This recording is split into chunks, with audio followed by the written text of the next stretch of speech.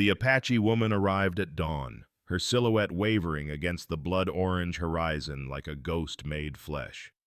Calder Brooks stood frozen in his doorway, coffee cup halfway to his lips, watching her stumble toward his ranch gate. Her doe-skin dress hung in tatters. Her feet left crimson prints in the dust, and her dark eyes held the kind of exhaustion that comes from running toward hope rather than away from fear. "Please," she said. Her voice cracked as dried leather. "I need shelter. I will work." Behind him, 7-year-old Annie's footsteps creaked on the stairs. His daughter hadn't laughed since Margaret died birthing their son last winter. The ranch felt hollow as a tomb, despite the living child within it. The woman swayed, catching herself against the gatepost. Pride kept her upright even as her body betrayed her. Calder made his choice. Before we continue, please leave a like and let me know which city you're watching from. Now, let's get back to the story. The pre-dawn morning held that peculiar silence that comes before the world wakes. Calder Brooks moved through his kitchen with the mechanical precision of a man who'd performed these same tasks for 300 mornings alone. The cast-iron stove required kindling, carefully arranged. The blue enamel coffee pot went on first, strong and black, the way Margaret had taught him to make it before she'd grown too weak to leave their bed. He checked the oilcloth covering the kitchen table, smoothing a corner that had curled overnight. These small rituals held him together, kept him from thinking too much about the empty chair where his wife once sat, mending or reading from her Bible while he worked. "Papa," Annie's voice drifted from upstairs, soft and tentative. "Is it morning?" "Almost, sweet pea. I'll have breakfast ready soon." The child appeared in her homespun nightshirt, bare feet silent on the wooden stairs. At 7, she moved through their home like a tiny ghost, as if afraid that too much noise might disturb something precious and fragile. She hadn't been like this before Margaret's screams had filled the house, before the midwife had emerged with blood on her apron and sorrow in her eyes. "Just cornbread again?" Annie asked, settling into her chair. "With molasses," Calder promised, though his attention had shifted to something outside. Through the window, he caught movement, irregular, stumbling. His hand instinctively moved toward the rifle mounted by the door, then stopped. Whatever approached wasn't trying to hide. The footsteps grew closer, accompanied by labored breathing. Calder opened the door to find a figure collapsed against his porch post. The woman's doe-skin dress, torn and travel-stained, marked her as Apache. Her feet were wrapped in remnants of moccasins, blood seeping through. But it was her eyes that held him, dark, exhausted, yet burning with a dignity that exhaustion couldn't extinguish. "Please," she said in accented but clear English. "I need shelter. I will work. I can tend garden, mend, cook." She swayed, catching herself with visible effort. "I am strong, just tired now." "You're Apache," Calder stated, not quite a question. "Yes, my name is Onata." She straightened despite her obvious pain. "I bring no trouble, only seeking safety." Behind him, Annie had crept closer, peering around his legs with the curiosity that even grief couldn't completely suppress in a child. Calder stood frozen in the doorway, his daughter pressed against his leg, as the Apache woman swayed on his porch. The sunrise painted the desert behind her in shades of gold and crimson, making her appear almost otherworldly, a vision from some half-remembered dream. Christian duty warred with paternal caution in his chest. What would the neighbors say? What would the town think? But then Onata's knees buckled, and instinct overrode hesitation. He caught her before she hit the weathered boards, his coffee cup clattering forgotten across the porch. She weighed less than a sack of grain, all sharp bones beneath the torn doe skin, this close. He could smell the desert on her, sage and dust and something wild that spoke of long, desperate flight. "Annie, fetch water," he commanded. But his daughter was already running for the wooden bucket by the pump. Onata's eyes fluttered open, focusing with effort. "I can stand," she insisted, though her body argued otherwise. "You can barely breathe," Calder countered. He helped her to the porch bench Margaret had loved, where she used to shell peas in the evening. "When did you last eat?" 3 days, maybe 4? The admission came reluctantly, as if hunger were a personal failing. I will work first, then eat. This is proper. This is foolish, he said. But something in her fierce pride reminded him of Margaret in her final days, refusing laudanum until the pain grew unbearable. You're no use to anyone if you collapse in my turnip patch. Annie returned with the bucket and dipper, water sloshing over the rim in her haste. She offered it to Onata with the solemn ceremony children reserve for important moments. The woman drank slowly, controlled, though Calder could see the effort it took not to gulp. Thank you, little one, Onata said, and Annie beamed, the first real smile Calder had seen from her in months. Are you running from someone? The question had to be asked, though Calder found himself hoping for an answer that would let her stay. The ranch felt too empty, too quiet, even with the danger strangers might bring. From someone who thinks he owns me, Onata replied carefully. But Apache women are not owned. We choose. Her dark eyes met his steadily. I choose to run. I choose to work. I choose to ask for shelter, not charity. The barn, Calder said finally. You can sleep in the barn tonight. We'll see about work tomorrow when you're steadier. Onata nodded, understanding the compromise. The barn is good, better than rocks and thorns. As he helped her stand, supporting her weight as they moved toward the small structure, Annie piped up, she could have the little room, the one where Mama kept her preserves. Calder's chest tightened. Margaret's preserve room. He hadn't entered it since her death. Couldn't bear to see her neat rows of jars, labeled in her precise hand. But Annie was looking at him with those wide hazel eyes. Margaret's eyes, full of something that might have been hope. The barn first, he said gently. We don't know her yet, sweet pea. But as he settled Onata onto a bed of clean straw, bringing thick quilts from the house despite her protests, he found himself thinking about that empty room, about the way Annie had smiled, about the terrible silence that filled their home like water, drowning them both slowly. That evening, after Onata had proven her worth by insisting on mucking out the horse stalls despite barely being able to stand, after she'd shown Annie how to weave grass into a tiny basket, after they'd shared a quiet supper of beans and cornbread at the kitchen table, 3 plates instead of 2, Calder made a decision. There's a room, he said carefully, as Onata rose to return to the barn. Small but proper, has a bed and washstand. If you're going to work here, you should have decent shelter. Onata studied his face, reading something there that made her nod slowly. You are kind. Your wife was fortunate. She's gone, Calder said shortly, the words still sharp as glass in his throat. Childbirth fever. 10 months past. I am sorry. Onata's voice held the weight of understanding. Loss leaves holes that cannot be filled, only grown around, like tree bark around a wound.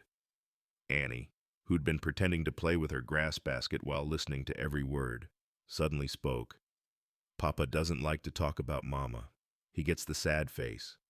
Annie, Calder started, but Onata interrupted gently. Sad faces are allowed, she told the child seriously. But so are new mornings. Each sunrise brings possibility. That night, as Calder helped Onata carry her few belongings to the preserve room, a worn blanket, a small medicine bundle, little else, he caught her studying the daguerreotype of Margaret on the mantel. She was beautiful, Onata said simply. I see her in the child's eyes. Yes. Calder had to clear his throat. Annie has her eyes, her gentleness too. But your strength, Onata observed. This is good balance. As he showed her the room, pointing out the wash basin and extra quilts, Calder found himself really looking at her for the first time, not as a problem to be solved or a Christian duty to be fulfilled, but as a woman, younger than he'd first thought, perhaps 30 summers. Her face bore the lines of hardship, but also something else, a resilience that went deeper than survival. Why did you choose my ranch? He asked suddenly. There are others closer to the main road. Onata was quiet for a long moment, running her fingers along the smooth wood of the doorframe. I saw your daughter's drawings. Her drawings. In the dirt. By your gate. Pictures of flowers. Birds. Happy things. But also sad things. A child who draws both truth and hope. She paused. I thought perhaps this was a place that understood both sorrow and the possibility of healing. Calder had no answer for that. He bid her good night and returned to his own room, but sleep eluded him. Through his window, he could see lamplight in the preserve room, Onata moving about, settling in. For the first time in 10 months, their home held 3 souls instead of 2. In her bed, Annie whispered prayers that included a new name. In the preserve room, Onata carefully arranged her medicine bundle and said prayers in Apache. And in the main bedroom, Calder stared at the empty pillow beside him and wondered if accepting help was the same as betraying memory. The mantel clock ticked on, marking time in a house that was learning, slowly, to breathe again.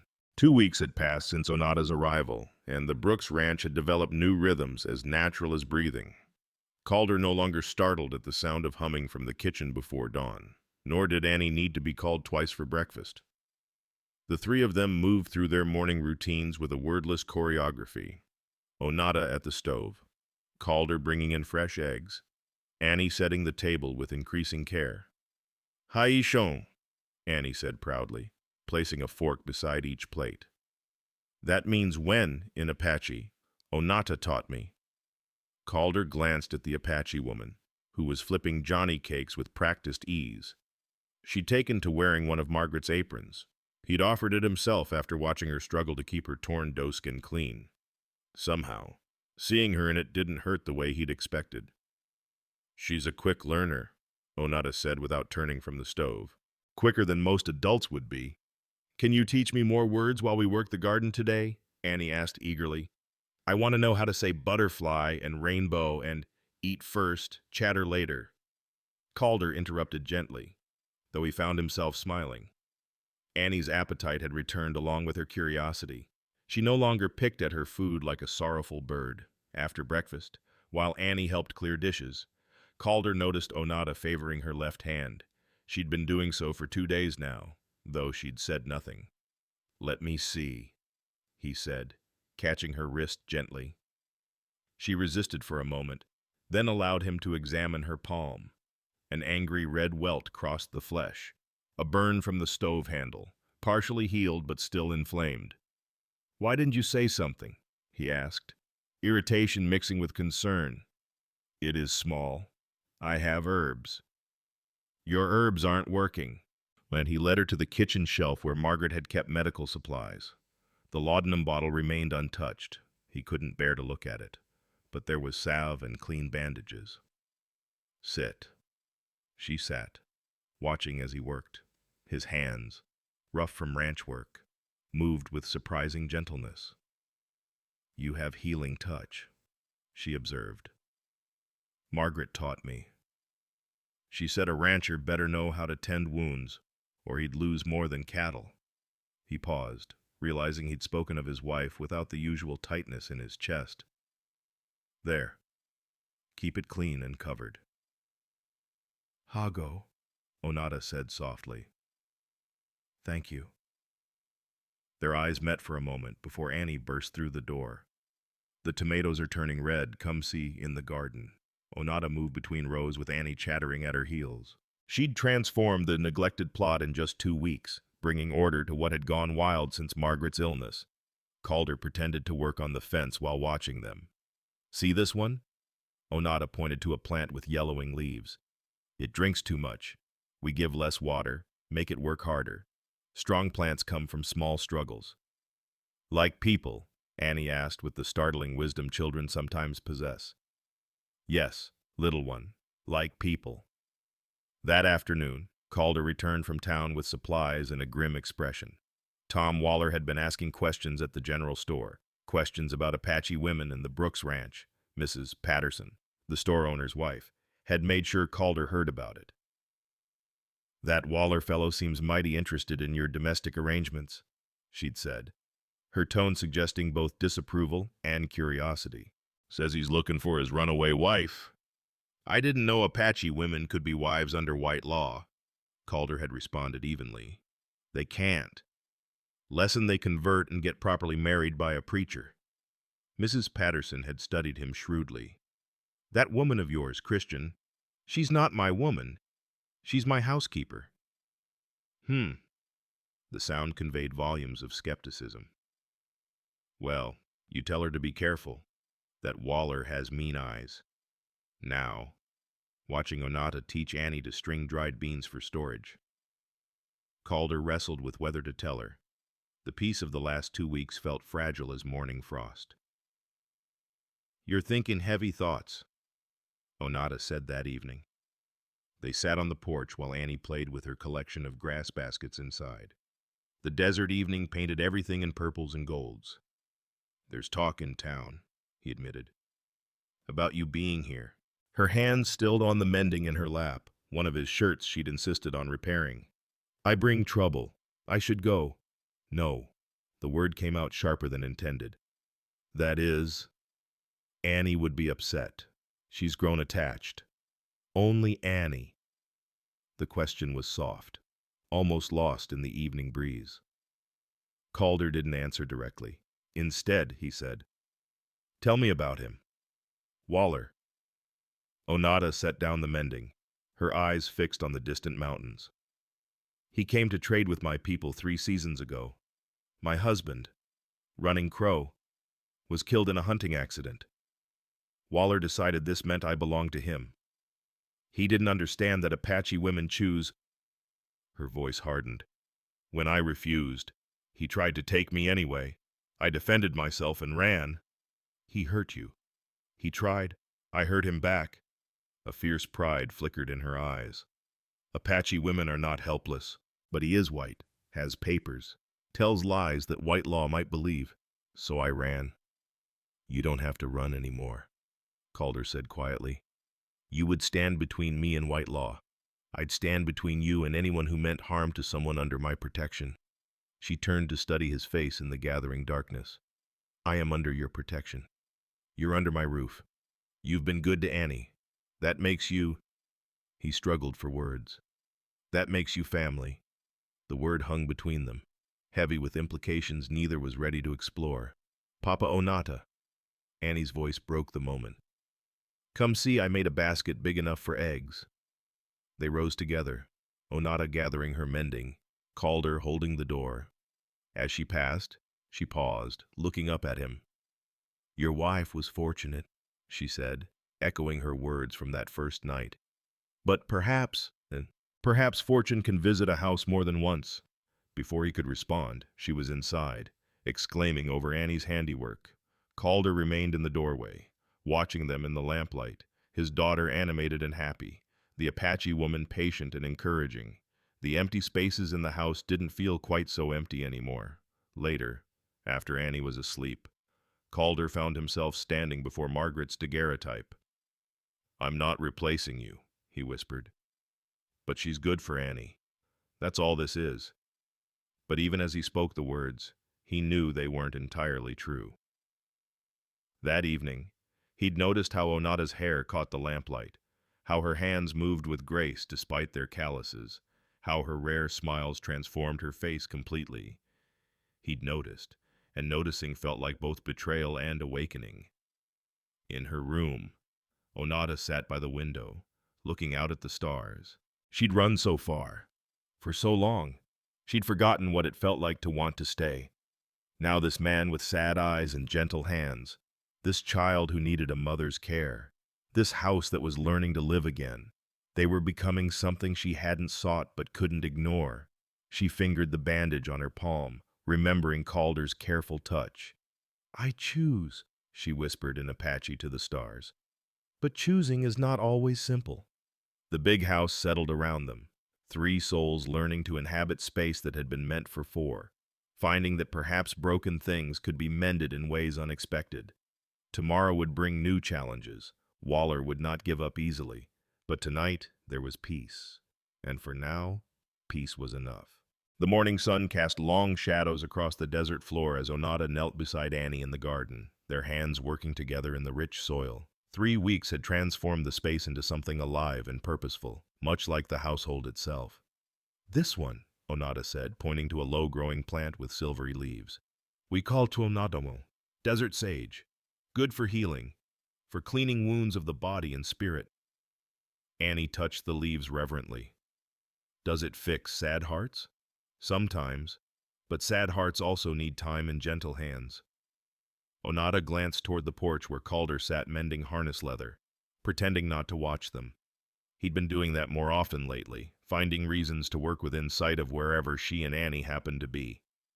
Like how you're fixing Papa, Annie asked with the devastating directness of childhood. Your Papa doesn't need fixing. Little one, he's not broken, just carrying heavy things. Mama's death is heavy, Annie said matter-of-factly. I carry it too, but it's getting lighter. Is that wrong? Onata pulled the child close, smelling the sun in her hair. No, Ishkin, that's how it should be. We carry our loved ones differently as time passes, not with less love, but with less pain. From the porch, Calder called out, Annie, why don't you show Onata where the quail nest saw the covey heading that way this morning? Annie jumped up eagerly, pulling Onata along. As they walked toward the cottonwoods that marked the property's eastern edge, Onata felt Calder's eyes following them. The weight of his gaze had changed over the weeks, less suspicious, more something else, something that made her heart beat differently. They found the quail nest tucked beneath a fallen log, tiny speckled eggs cradled in grass and feathers. Annie watched, entranced, as Onata explained how the birds would take turns sitting, how the chicks would follow their parents in a line like beads on a string. Everything in the desert knows how to make family, Onata said. Even when things are hard, life finds a way. Are we making a family? Annie asked. You and me and Papa. Before Onata could answer, they heard Calder calling. His voice held an urgency that made them both run back toward the house. They found him on the porch with a book in his hands, the McGuffey reader that had belonged to Margaret. Thought it might be time, he said, his voice carefully casual. For some proper lessons. Annie needs her schooling. And he hesitated, then looked directly at Onata. You said you wanted to learn reading. Might as well teach you both together. Onata felt something shift in her chest.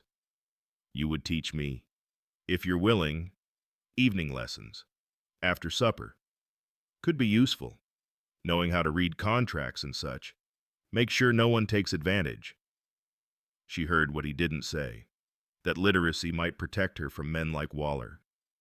Men who used papers and documents as weapons against those who couldn't read them. That evening, they gathered around the kitchen table, lamplight pooling over the pages. Annie, proud to show off what she already knew, helped Onata trace the letters. Calder sat close enough that Onata could smell the leather and soap scent of him, his voice patient as he guided her through the basics. A is for apple, he said, his hand accidentally brushing hers as he pointed to the page. Neither pulled away. A is for Annie, the girl corrected, giggling. A is for Apache, Onata added softly, making Calder smile, a real smile that reached his eyes. As the lesson continued, Annie grew drowsy, eventually slumping against Onata's shoulder. The woman started to shift her, but Annie mumbled, Don't move. You're warm like Mama was. Calder's breath caught. Onata met his eyes over the child's head, seeing pain and something else there. Not resentment, but a kind of wondering acceptance. She doesn't mean, Onata began. I know what she means, Calder said quietly. And it's good. She needs that warmth. They continued the lesson in whispers, not wanting to wake Annie. Onata's quick mind grasped the concepts rapidly, connecting sounds to symbols with an intelligence that didn't surprise Calder anymore. She'd reorganized his entire household system in 3 weeks, making it run smoother than it had even when Margaret was well. Of course she could master reading. "You're a natural teacher," Onata said as they worked through a simple sentence together. "Patient and clear." "Margaret always said I should have been a schoolmaster instead of a rancher." The words came easier now, memories of his wife no longer cutting quite so deep. "But the land called to me." "The land calls to many," Onata agreed. "It called to me, even in running. Each sunset, I thought, perhaps tomorrow I find where I belong." "And have you," the question slipped out before Calder could stop it, "found where you belong?" She was quiet for a long moment, her finger still tracing the words on the page. I think belonging isn't always about finding. Sometimes it's about being found." Annie stirred between them, mumbling something about butterflies in Apache. They both smiled, and Calder carefully lifted his daughter. "Let me," Onata said, but he shook his head. "Come with me. She likes it when someone sits with her until she's deep asleep." They climbed the stairs together, Calder carrying Annie, Onata following with the lamp, the domestic intimacy of it, putting a child to bed. Moving through a house in comfortable quiet made something ache sweetly in Onata's chest. As Calder tucked Annie in, the child's eyes fluttered open. "Onata too," she demanded sleepily. Onata sat on the edge of the bed, smoothing Annie's hair back from her forehead. Without thinking, she began to sing, a low, melodious Apache lullaby her own mother had sung. The words spoke of stars watching over sleeping children, of morning bringing joy, of dreams carrying young spirits to safe places. Calder stood frozen in the doorway, lamplight catching the silver threads that grief had woven into his temples. The sight of Onata bent over his daughter, singing with such tenderness, broke something open in him. Not the grief, that would always be there, but the wall he'd built around the possibility of happiness. When Annie's breathing deepened into true sleep, Onata rose carefully. She found Calder still in the doorway, his expression unreadable. "I'm sorry," she whispered. "I shouldn't have." "Margaret sang to her every night," he said roughly. "I tried, after, but I don't have the voice for it." Annie stopped asking eventually. "She misses Mother's songs. All children do." "You have children." He'd never asked directly about her life before. "I had a sister, much younger, like a daughter to me. Fever took her 5 summers ago." She moved past him into the hallway, and he followed. "That's why I knew what to do when Annie falls ill. Why I carry the right medicines." And they stood in the dim hallway, neither moving toward their respective rooms. The house settled around them with familiar creaks and sighs. "You're good for her," Calder said finally. "For Annie. Only for Annie." The question was barely a whisper, but it hung between them like a physical presence. Calder's hand lifted, almost touching her face, then dropped. "Onata." "I know," she said quickly. "It's too soon, too complicated. I know." "No, that's not—" He struggled for words. "You're under my protection. I won't take advantage of that. You deserve better than a man still learning to breathe again." She did touch him then, just her fingertips on his arm. "Perhaps we're both learning to breathe. Perhaps that's why the wind brought me here. 2 people forgetting how to live. And 1 small girl who needs us both to remember." He caught her hand, holding it gently. "That first morning when you arrived," Annie smiled, really smiled. "I thought I'd never see that again." "And you, when will you smile again? Truly smile?" "I did tonight," he admitted. "When you made that joke about Apache. When Annie fell asleep trusting you. When you sang." He squeezed her hand once, then let go. Small moments, but real. They parted then, each to their own room. but the air between them had changed. It held possibility now, fragile as spun glass but undeniably present. In her room. Onata traced the letters Calder had taught her in the air, spelling out words she wasn't ready to say. Hope, home, heart. In his room. Calder sat on the edge of his bed, the bed he'd shared with Margaret, and for the first time, the empty space beside him felt less like an ending and more like a beginning waiting to unfold. The McGuffey reader remained on the kitchen table, open to the page where 3 sets of hands had traced the same words, learning together that some lessons went far deeper than letters on a page. The dust cloud rose from the east like a harbinger of trouble, visible from the ranch even before the rider took shape against the morning sky. Onata saw it first from where she was hanging wash, the wet sheets snapping in the desert breeze like white flags of surrender she refused to raise. "Calder," she called, her voice steady despite the ice forming in her chest. She knew that silhouette, the arrogant way he sat his horse. Calder emerged from the barn, took one look at her face, and understood immediately. "Annie," he said firmly, "go inside. Help Onata with the preserves." "But Papa, now, sweet pea." The child obeyed, but not before clutching Onata's skirt. "Is it him, the bad man you ran from?" Onata knelt, cupping Annie's face in her hands.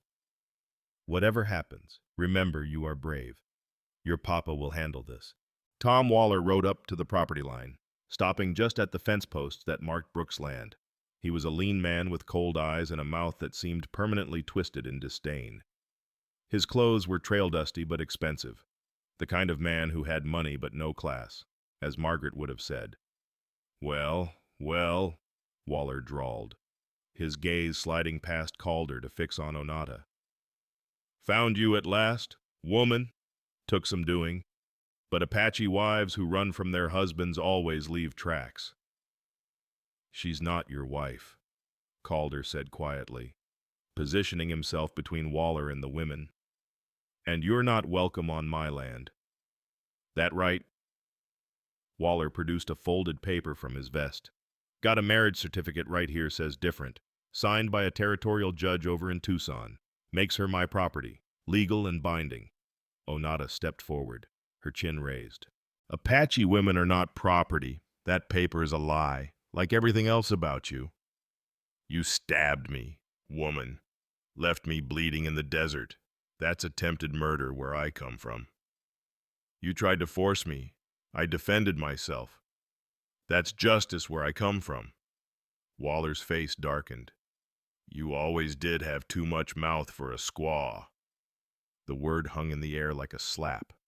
Calder's hands clenched, but his voice remained level. "Get off my land, now, or what you'll shoot me." Waller laughed, ugly and sharp. "Go ahead.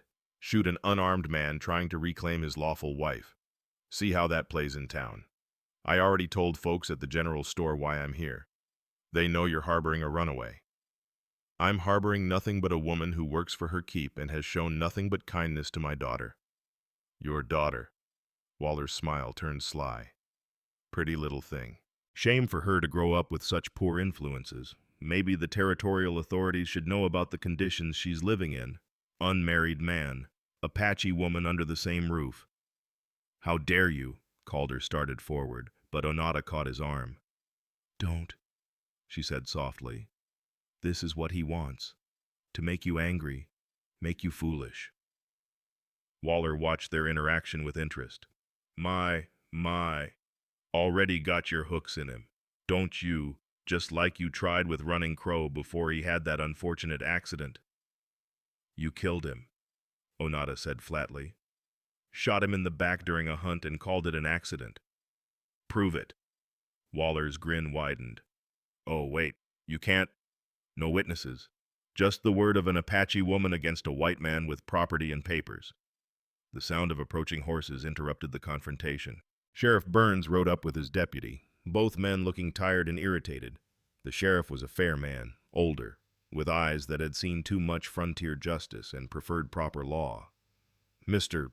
Waller," the sheriff said wearily. Thought I told you to wait in town while I looked into this matter. Just having a friendly conversation with Mr. Brooks here about my wife." "She's not his wife," Calder said firmly. "Sheriff, this woman came to my ranch seeking honest work. She's been nothing but proper, sleeping in her own room, working for her keep." Sheriff Burns dismounted, approaching the fence. "Ma'am, this man says you're legally married.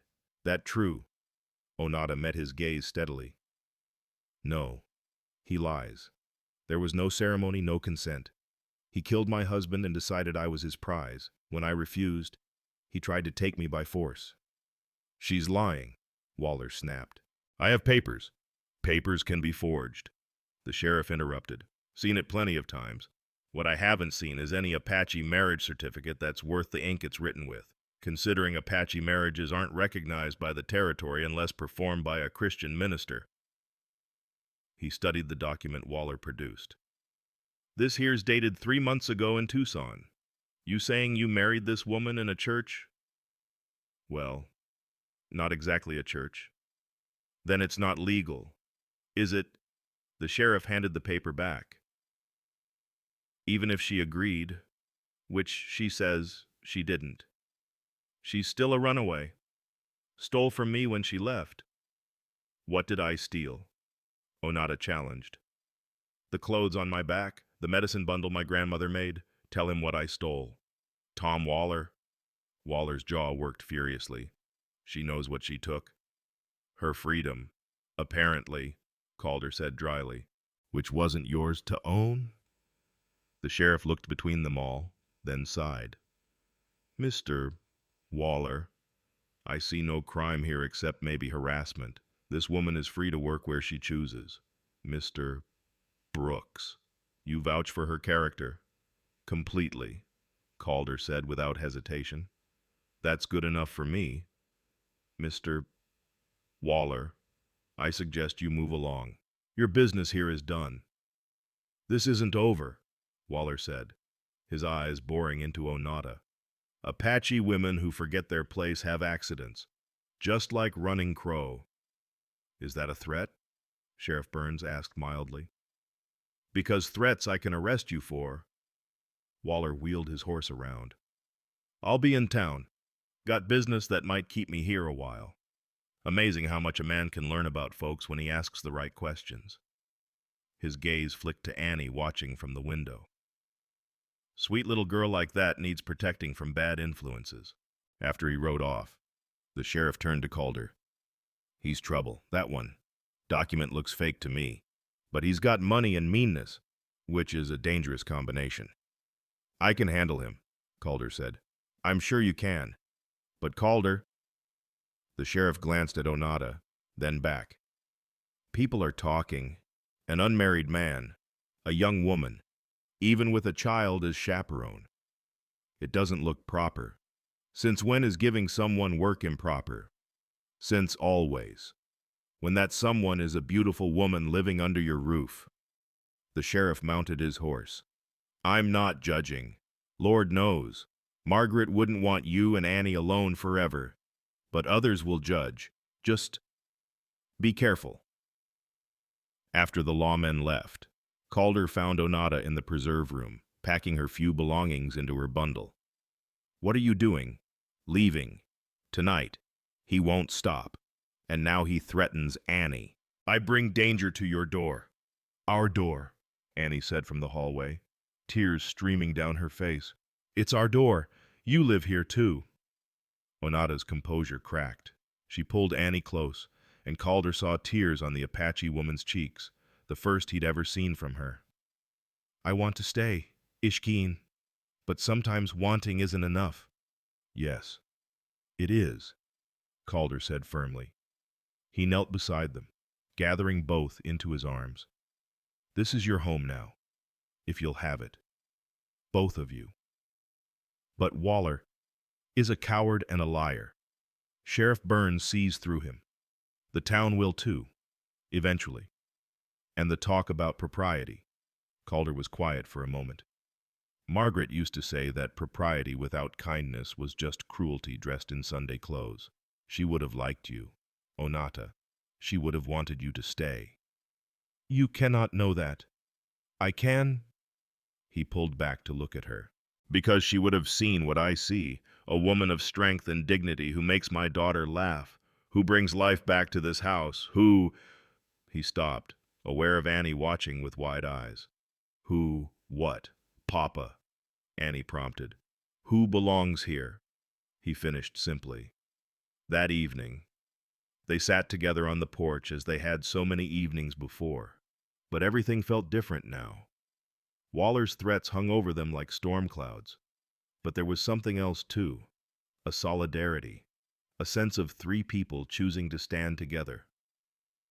He won't give up, Onata said quietly after Annie had gone to prepare for bed. Neither will we, Calder replied. My land, my choice who stays on it. Your neighbors might not agree. Then they'll have to learn to live with disappointment. He turned to her. Unless you want to go. I wouldn't hold you here if... She stopped his words with a finger to his lips, the first time she'd touched him so deliberately. I choose to stay. Not because I have nowhere else to go, but because this is where I want to be. The admission hung between them, as powerful as any declaration. Inside, Annie called for her bedtime story, breaking the spell.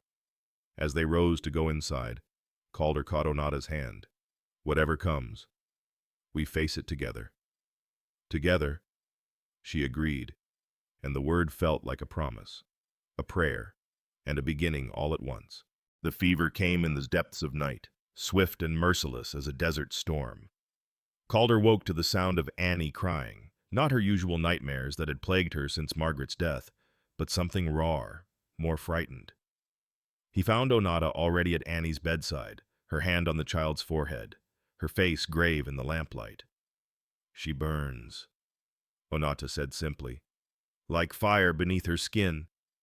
Annie's small body was drenched in sweat, her nightshirt clinging to her. Her eyes, when they opened, were glassy and unfocused. Mama, she whispered. Mama, I'm cold. Calder's heart clenched. She hadn't called for Margaret in months. It's Papa, Sweet Pea. Papa's here. So cold, Annie whimpered, though her skin was scorching to the touch. The fever rises fast, Onata said, already moving with practiced efficiency.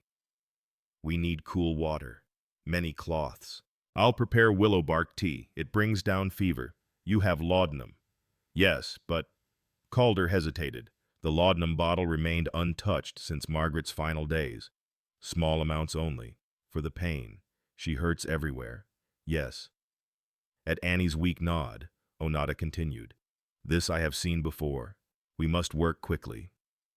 They moved in desperate harmony. Calder fetching water while Onata crushed herbs from her medicine bundle. The willow bark tea was bitter, but Onata mixed it with honey, coaxing Annie to drink between her delirious mumblings about snow and butterflies in her mother's voice. Why snow? Calder asked, bathing Annie's fevered face with cool cloths.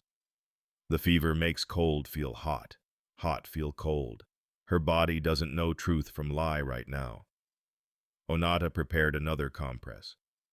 Like hearts sometimes, confused, fighting against what might heal them. Yet hour after hour they worked, taking turns holding Annie when she thrashed, singing to her when she cried. Calder found himself praying out loud, something he hadn't done since Margaret's death, rambling. Desperate prayers that God wouldn't take his daughter too. Please, he whispered, his voice breaking. She's all I have left of her. Please don't take Annie too. I know I've been angry. I know I've turned away. But punish me, not her. Please. Onata heard every word from where she was preparing another dose of medicine. Her own prayers, whispered in Apache, joined his. She'd lost too many to fever. Her sister, her mother, children in her tribe. But this child, this bright spirit who'd welcomed her so completely, who called her by endearments in Apache and English both, this child had to live. Tell me about your sister, Calder said suddenly. The one you lost. Onata's hand stilled for a moment. Why, I need, I need to hear that someone understands, that someone else has been here, in this terrible place, waiting to know if a child lives or dies. She moved to sit beside him, taking over the cooling cloth so he could rest his shaking hands. Her name was Small Dove, 8 summers old, like Annie will be soon. She loved stories and making pictures in the sand. When the fever came, I did everything. All the medicines I knew, all the prayers. But sometimes, she paused, her voice thick. Sometimes love isn't enough to hold them here. How did you survive it losing her? I didn't. At first, I was like a ghost, going through motions but not living. Then one day, I saw a child, not mine, struggling to weave a basket. I helped her, and for that moment, I felt Small Dove's spirit, pleased that I was teaching again. She dipped the cloth in cool water, wringing it carefully. The dead don't want us to die with them. They want us to carry their love forward into new life. Annie's fever spiked near dawn, her small body convulsing with chills despite the burning heat of her skin. Calder held her while Onata forced another dose of willow bark tea between her lips. Fight, little one, Onata urged. Fight like the warrior you are. She's so small, Calder said brokenly. Just like Margaret was, in the end, so small and fragile. No, Onata's voice was fierce. She is small but not fragile. She is your daughter, stubborn and strong, Margaret's daughter, gentle but resilient. And she is my... She stopped, unsure what right she had to claim. Yours too, Calder said roughly. She's yours too. Onata has been since the day you taught her to weave grass. Their eyes met over Annie's fevered form, and everything that had been unspoken crystallized in that moment, without thinking. Calder reached for Onata's hand where it rested on Annie's forehead, their fingers intertwined, holding each other as they held vigil over the child they both loved. If she dies, Calder began. She won't. Onata's conviction was steel. I won't let her. We won't let her.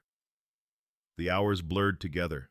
They bathed Annie continuously, forced medicine and water between her parched lips, sang every song either of them knew.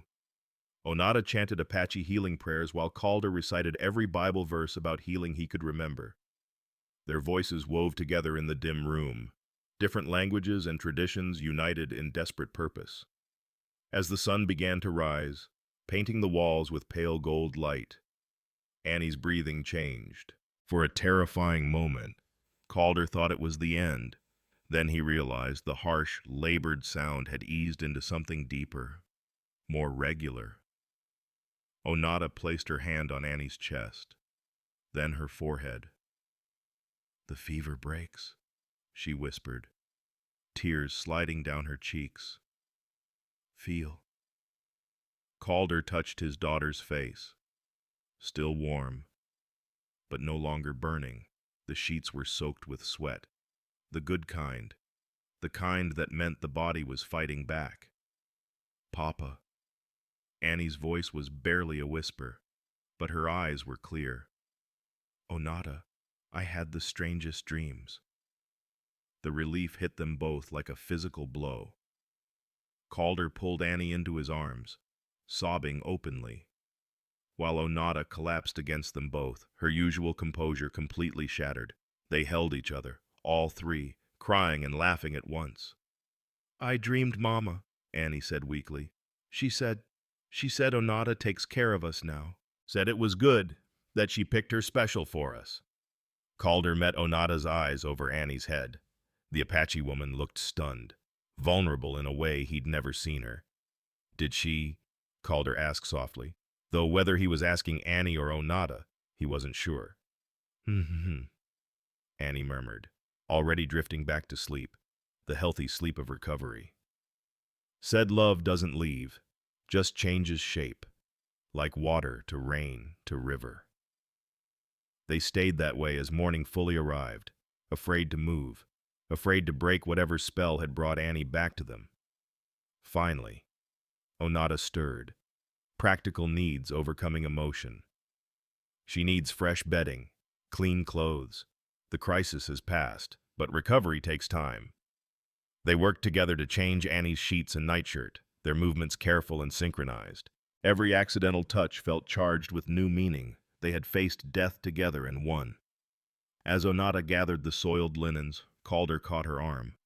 What you did, the medicines, the prayers. You saved her. We saved her, she corrected. Your love, my knowledge, both our stubbornness. She touched his face, her palm cool against his stubbled cheek. This is what family does. Family, he repeated, the words settling into place like a key in a lock. Later, as Annie slept peacefully, and they sat exhausted in the kitchen, Calder said, I heard you, in the night, calling her yours. Onata stiffened. I shouldn't have presumed. You should have. He reached across the table, taking her hands. She is yours, in every way that matters. You've earned that right through love, not blood. And you? She asked quietly. What am I to you? Calder Brooks. He thought of all the careful boundaries they'd maintained, all the propriety they'd observed, and realized none of it mattered anymore. They'd been stripped down to their essential selves in those dark hours, two people who loved the same child, who had chosen to fight together rather than apart. You're the woman who brought life back to this house, he said slowly. The woman who makes Annie laugh and teaches her strength. The woman He paused, then pushed forward. The woman I don't want to lose. You won't, she promised, squeezing his hands. I choose to stay. Remember, now more than ever. From upstairs, Annie called weakly for water. They rose together, Onata preparing the cup while Calder added a spoonful of honey. Such a simple domestic task, but it felt like a declaration. They were partners now, in all the ways that mattered.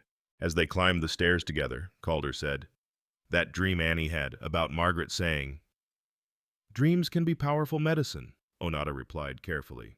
Or maybe, Calder said, sometimes the dead really do want us to carry their love forward into new life. She stopped at Annie's doorway, looking up at him with those dark, wise eyes. Then we honor them by living fully, not by dying slowly. Yes, he agreed, following her into the room where their daughter, for she was theirs now, truly theirs, waited for them with a wan but genuine smile. We honor them by choosing life. The morning sun cast sharp shadows across the ranch yard as Tom Waller rode up with two hired men flanking him. Behind them, a small crowd of townspeople had gathered, some out of curiosity, others out of genuine concern. Word had spread quickly through the valley that Waller was making his move, armed with what he claimed were legal documents from a territorial judge. Calder stood on his porch, rifle prominently displayed but pointed at the ground. Beside him, Onata held Annie's hand. The child had recovered from her fever but was still pale, wrapped in her mother's old shawl. The sight of her, fragile yet defiant, seemed to give several of the townspeople pause. Brooks, Waller called out, waving a sheaf of papers. Got a legal writ here. That woman's my property, fair and square. Hand her over, or I'll have the sheriff arrest you for harboring a fugitive. Sheriff Burns, who had arrived moments earlier, looked deeply uncomfortable. Now, Tom, those papers are signed and sealed, Waller interrupted. Marriage certificate from Tucson, plus a warrant for her arrest on charges of theft and attempted murder. She stabbed me. Sheriff, still got the scar. Because you tried to force yourself on me, Onata said clearly, her voice carrying across the yard. After you killed my husband? A murmur ran through the crowd. Mrs. Patterson, the store owner's wife who rarely missed anything happening in town, stepped forward. That's a serious accusation, young woman. It's the truth. Onata moved to the porch rail, addressing the crowd directly. Tom Waller came to trade with my people 3 seasons past. My husband, Running Crow, guided him on a hunting trip. Only Waller came back, claiming an accident. But Running Crow had a bullet in his back. Lies, Waller snarled. No proof of any of that. There's proof of your character. Old Samuel Henderson spoke up from the crowd. He was a respected rancher, his word carrying weight. Remember that Mexican family you drove off their land last year? Waller, claiming you had papers saying you owned it. That was legitimate business. That was theft, Henderson continued. We all know it, even if you got away with it legal-like. More voices rose from the crowd, people remembering other incidents, other victims of Waller's paper-based schemes. The tide was turning, but Waller wasn't finished. Fine. Maybe some of you bleeding hearts feel sorry for her. But facts are facts. She's an Apache woman living unmarried with a widowed man. That ain't proper, and you all know it. What kind of example is that for his daughter? Several people shifted uncomfortably. This was the argument that might sway them. Not law, but propriety. It was then that Annie stepped forward, her small voice cutting through the murmur. She's our Onata. She belongs here. Hush, child, someone said. But Annie continued, stronger now. When I was sick with fever, she saved me. She held me all night and sang songs and made medicine. She teaches me to be strong and kind. She makes Papa smile again. The child looked directly at Waller.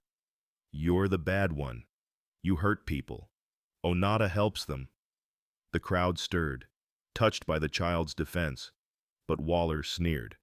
Pretty words from a confused child, probably been filled with heathen ideas. That's enough. The voice was unexpected. Mrs. Patterson, stepping decisively forward.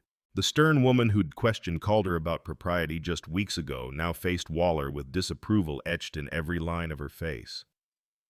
I've watched this woman, Mrs. P. Patterson announced to the crowd. Seen her at the general store, always polite, always proper.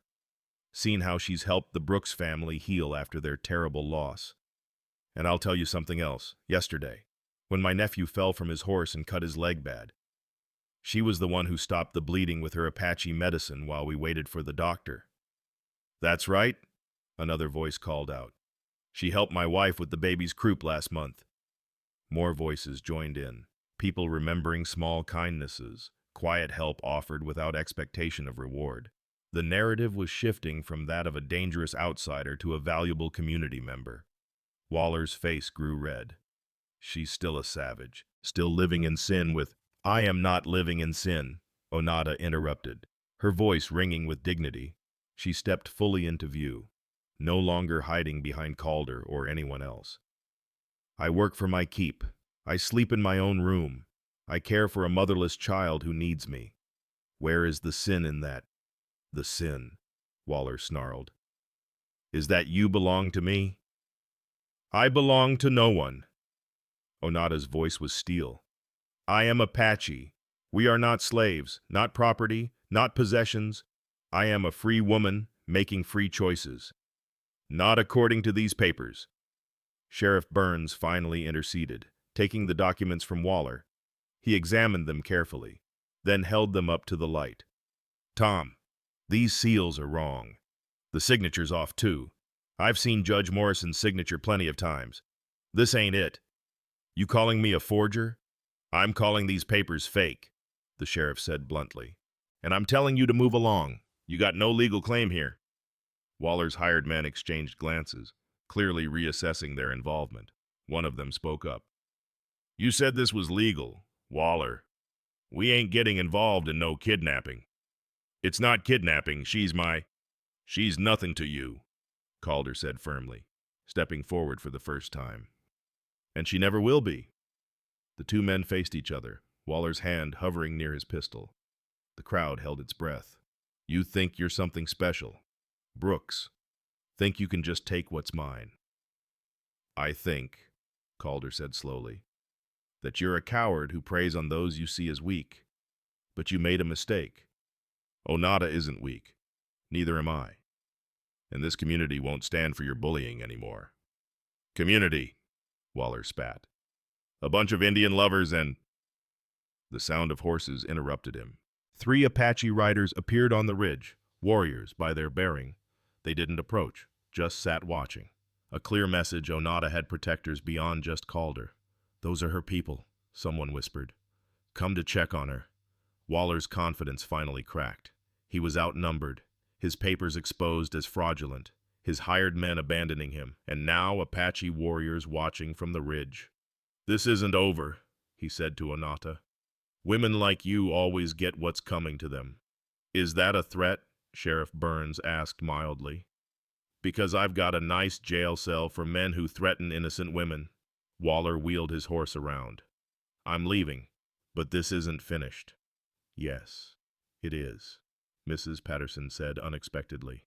Because if you come near this family again, you'll answer to all of us. This is our town, Mr. Waller. We decide who belongs here. And it isn't you. A murmur of agreement ran through the crowd. Waller looked around, seeing no support, only stern faces and protective stances. Even his hired men had moved away from him. He spurred his horse viciously and rode off, dust swirling in his wake. The crowd began to disperse, but not before several people approached the porch. Mrs. Patterson climbed the steps, addressing Onata directly. I owe you an apology, she said stiffly. I judged too quickly. You've been good for this family, and, well, Margaret would have approved. I think. Onata's eyes widened. This was the highest compliment the woman could give. Thank you, Onata said simply.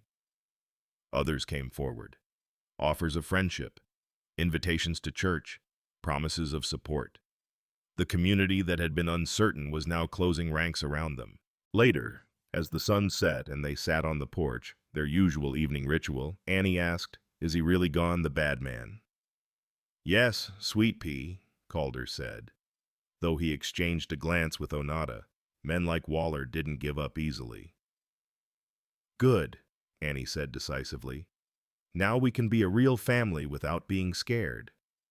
We already are a real family, Onata said softly. But now everyone knows it. Annie replied with a child's clear logic. That night, after Annie was asleep, Calder found Onata standing in the kitchen, looking at Margaret's daguerreotype.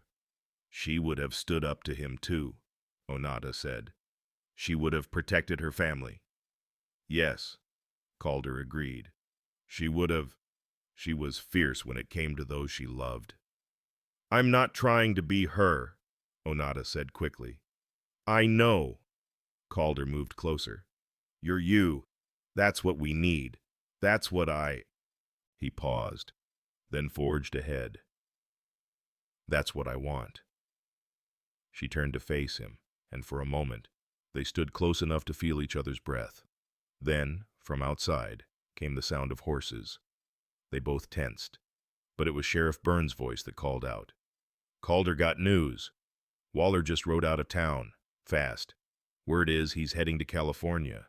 Seems some of his other victims got brave after today. Started talking about pressing charges. He won't be back. Relief flooded through them both. Onata sagged against the table, and Calder caught her, holding her steady. It's over, he said. You're safe. We're safe.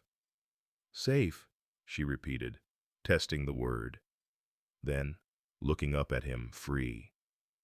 Free to choose, he agreed.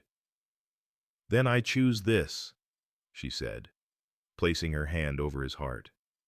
This family, this home, this life, if you'll have me. Properly. I mean, the right way. Calder's breath caught. Are you asking me to court you? Miss Onata, I'm saying I'm tired of people questioning what we are to each other.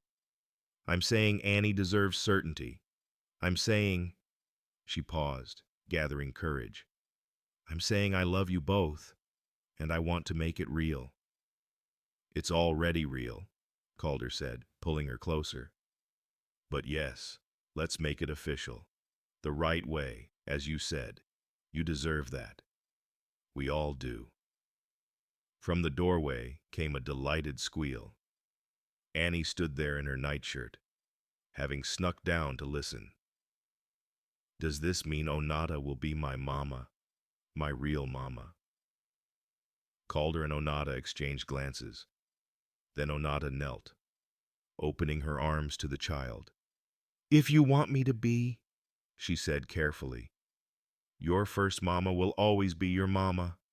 But maybe you can have two mothers who love you. Annie threw herself into Onata's arms. Yes, yes, yes, yes. As Calder watched them embrace, he felt something settle in his chest, not the grief leaving, but making room for something new. Margaret's love had shaped them all, and now it was expanding to include this brave Apache woman who'd stumbled into their lives seeking shelter and had become their salvation. The three of them stood together in the kitchen, holding each other as the lamp burned steady and warm. No longer a family of broken pieces, but something whole and new and full of promise. The autumn morning arrived crisp and golden, with the kind of clarity that only comes to the desert after the first cool nights. A month had passed since Tom Waller's departure, and the Brooks Ranch had settled into a rhythm of peaceful preparation. Today was different, though. Today, the small ranch would witness a ceremony that would transform three separate souls into one family, official and recognized. Calder stood before the small mirror in his room, fumbling with his collar. He wore his best shirt, the one Margaret had made him for their 5th anniversary, and his hands shook slightly as he tried to fasten the buttons. Strange how facing down Waller had been easier than this moment of joy. Perhaps because joy, after so much sorrow, felt fragile as spun glass. Papa, you're doing it wrong, Annie said from the doorway, resplendent in her new dress that Mrs. Patterson had helped sew. The green calico brought out the hazel in her eyes, Margaret's eyes, but her smile was entirely her own, bright and unencumbered by the grief that had shadowed it for so long. Am I? Calder asked, letting her small fingers fix his collar. I suppose I'm out of practice with happy occasions.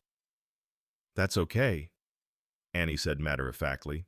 We're going to have lots of them now, so you can practice. Down the hall, Onata sat before the window in the room that had once stored preserves, now transformed into her sanctuary. She wore a dress borrowed from Mrs. Henderson, ivory cotton with small blue flowers, simple but elegant. Around her neck hung her grandmother's necklace of turquoise and silver, the only valuable thing she'd carried during her flight. Her hair, usually bound for work, flowed loose over her shoulders, held back by small braids in the Apache style. Sarah Patterson stood behind her, adjusting the lace collar she'd insisted on lending. It was my mother's, the older woman said. Her usual sternness softened. Came all the way from Boston. She'd approve of it being worn by a woman of courage. I don't feel courageous, Onata admitted. I feel overwhelmed. Happy, but overwhelmed. That's how it should feel, Mrs. Patterson said, surprising her with a gentle squeeze of her shoulders. Marriage is overwhelming. It's promising your whole life to another person, to their joys and sorrows alike, but with the right person. She glanced out the window where Calder was helping Samuel Henderson set up chairs in the garden. With the right person, it's worth everything. The garden had been transformed. The vegetables had been harvested, leaving space for wooden benches borrowed from the church. Wildflowers, Apache paintbrush, desert marigolds, purple sage, created splashes of color against the red earth. A simple arch of bent willow branches stood at the garden's heart, woven with white cloth and autumn leaves.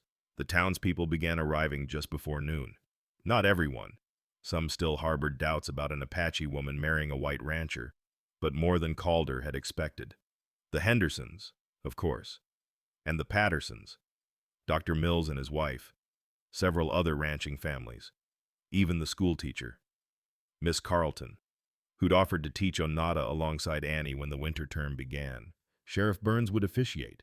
He had the authority, and more importantly, he'd been their defender when it mattered. He stood beneath the willow arch, his badge polished bright, a worn Bible in his hands.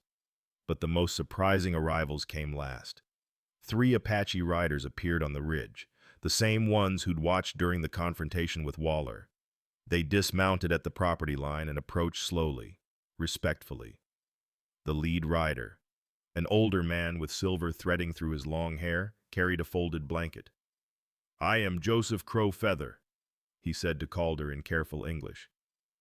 "Onata's cousin. We come to witness, to give blessing." Calder extended his hand. "You're welcome here. Your family." The Apache man studied him for a long moment, then clasped his hand firmly. "You protect her. This is good. We bring gift."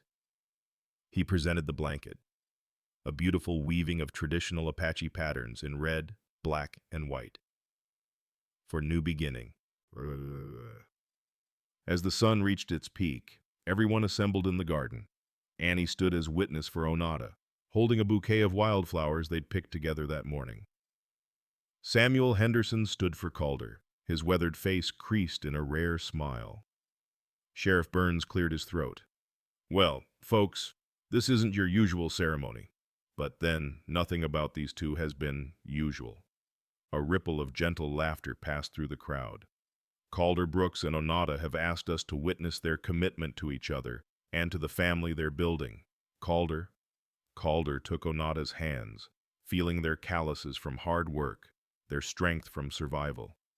"Onata, you came to my door seeking shelter, and instead gave me back my life. You showed me that hearts can hold more than one love without diminishing any of them. You brought laughter back to Annie and peace back to me. I promise to protect you, provide for you, stand beside you, and love you for all my days." Onata's eyes shimmered with tears, but her voice was strong. "Calder, I traveled many miles through danger and despair, not knowing I was traveling toward you. You offered me safety when I was hunted, kindness when I was desperate, and love when I had forgotten such things existed. You and Annie are my chosen family, my home, my heart.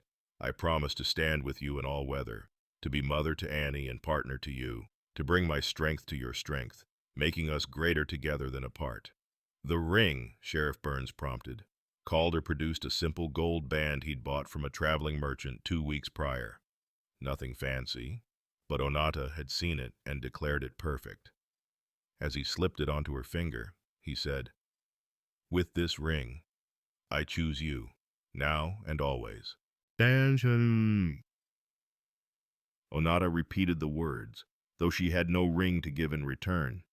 Instead, she reached up and touched the turquoise necklace. "In my tradition, jewelry is passed from mother to daughter. Someday, this will be Annie's. But today, it represents my promise to be mother, wife, and keeper of this family's heart." Annie couldn't contain herself any longer. "Can I say something?" Sheriff Burns chuckled. "Don't see why not. This is your family too, little one." Annie looked up at both adults, her face serious. "Mama, my first mama, used to say that God works in mysterious ways. I didn't understand what that meant before, but now I do. He took Mama to heaven, and that was really sad. But then, he sent Onata to us, and that was really happy. And I think Mama asked him to. I think she picked Onata special for us, because she knew we needed someone strong and kind and brave." She looked at Onata. "So you're not my new mama or my second mama. You're my Onata mama, and that's its own special thing." There wasn't a dry eye in the garden. Even stern Mrs. Patterson dabbed at her cheeks with a handkerchief. "Out of the mouths of babes," Sheriff Burns said roughly, clearing his throat. "Well then, by the authority vested in me by the territory of Arizona, and more importantly, by the clear will of the Almighty who brought these souls together, I pronounce you husband and wife. Calder, you may kiss your bride." The kiss was gentle, appropriate for public viewing but full of promise for private moments to come. The crowd erupted in celebration. Cheers, applause. and from the Apache delegation, a ululating cry of joy that made several townsfolk jump but then laugh. The celebration that followed was simple but joyful. Tables laden with food, both traditional American fare and dishes Onata had prepared using Apache recipes. Joseph Crow. Feather surprised everyone by producing a fiddle, playing alongside Sam Henderson's harmonica. Dancing broke out, informal and inclusive, with Annie spinning between partners until she was dizzy with delight. As the sun began to sink toward the horizon, painting the desert in shades of gold and crimson, Calder found Onata standing apart for a moment, watching the celebration. "Regrets?" he asked softly. "Never," she said, leaning into him. "I was just thinking about the morning I arrived. I was so lost, so desperate. I thought I was just looking for shelter for a night, maybe a week." She turned in his arms. "I never imagined I was coming home." Margaret used to say home isn't a place. It's the people who love you. Your Margaret was wise. Onata touched his face gently. "I hope she knows I'll take care of what she loved." "I think she does," Calder said, remembering Annie's dream during the fever, choosing to believe it was more than delirium. Annie ran up, grabbing both their hands. "Come dance. Everyone's dancing, even Mrs. Patterson." They let themselves be pulled back into the celebration, the three of them dancing together as the desert stars began to emerge.